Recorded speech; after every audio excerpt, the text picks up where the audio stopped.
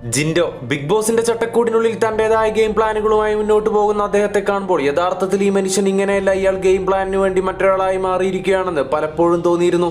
കാരണം അദ്ദേഹം വളർന്നു വന്ന ജീവിതം അത്രത്തോളം മനക്കരുത്തുകൊണ്ട് മനോഹരമാക്കിയ സാഹചര്യങ്ങളിലൂടെയാണ്. റോഡ് പണിക്ക് പോകുമായിരുന്ന അമ്മയ്ക്ക് പെട്ടെന്ന് വയ്യാണ്ടാവുകയും 6ാം ക്ലാസ് മുതൽ സ്വന്തമായി അധ്വാനിക്കേണ്ട സാഹചര്യം മൂലം കപ്പലണ്ടി കച്ചവടവും റൂബിക്ക കച്ചവടവും ചെറിയ തോതിൽ ജിൻഡോ ചെയ്യുമായിരുന്നു. ഡെയിലി പണിയിലേക്ക് ഇറങ്ങിയതുകൊണ്ട് ക്ലാസുകൾ പലപ്പോഴും കട്ട് ചെയ്ത് അവസ്ഥ മനസ്സിലാക്കുന്ന ടീച്ചർമാർക്കിടയിൽ ജിൻഡോ ജീവിതം തുടർന്നു.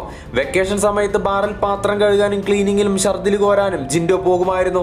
ചെറുപ്പത്തിൽ കരാട്ടെ പഠനം സങ്കടങ്ങൾക്കെല്ലാം ഇടയിൽ ജിൻഡോയെ പല നേട്ടങ്ങളും നേടിക്കൊടുത്തു. 9ാം ക്ലാസ്സിൽ കരാട്ടയിൽ ബ്ലാക്ക് ബെൽറ്റും കുങ്ഫുയിൽ ബ്ലാക്ക് ബെൽറ്റ് നേടി സ്വന്തമായി കരാട്ടെ ക്ലാസ് നടത്തുകയും പ്രീ ഡിഗ്രി പഠിക്കുന്ന സമയത്ത് ടൈൽസിന്റെ കോൺട്രാക്ട് പണിയും ധാരാളം ആളുകൾക്ക് തൊഴിലും ജിൻഡോ നൽകിയിരുന്നു. പള്ളിയിലച്ഛന്റെ സഹായത്തോടെ പഞ്ചാബിൽ ഫിസിക്കൽ ട്രെയിനറായി ഒരു സ്കൂളിൽ ജിൻഡോ ജോലി ചെയ്തിരുന്നു. അത് ജിൻഡോയ്ക്ക് വലിയ തോതിൽ സാമ്പത്തികമായി മുന്നേറ്റം നൽകുന്നു. നാട്ടിലേക്ക് തിരിക്കുകയും സ്വന്തമായ ഒരു ജിമ്മും ജിൻഡോ നടത്തുന്നു. അവിടെ ഒരുപാട് ആളുകളുടെ ജീവിതത്തെ ജിൻഡോയ്ക്ക് രക്ഷപ്പെടുത്താൻ സാധിക്കുന്നു. ആഗ്രഹിച്ച കോമ്പറ്റീഷനുകളിൽ ജിൻഡോയ്ക്ക് പലപ്പോഴും പരാജയം നേരിടേണ്ടി വന്നപ്പോഴും ചിലതിൽ വൻപിച്ച വിജയം നേടാനും കഴിയുന്നു. ഇന്ന് ബിഗ് ബോസിന്റെ ജേതാവായി ജിൻഡോ പുതിയ ചരിത്രം തീർത്തിരിക്കുന്നു. മണ്ടനെന്ന് വിളിച്ച് കളിയാക്കിയ അതേ സീസണിൽ ജേതാവായി ജിൻഡോ മാറുമ്പോൾ തീയിൽ കുരുത്തവൻ എങ്ങനെ വെയിലത്ത് വാടുമെന്ന് ഓർമ്മപ്പെടുത്തുന്നു അയാൾ.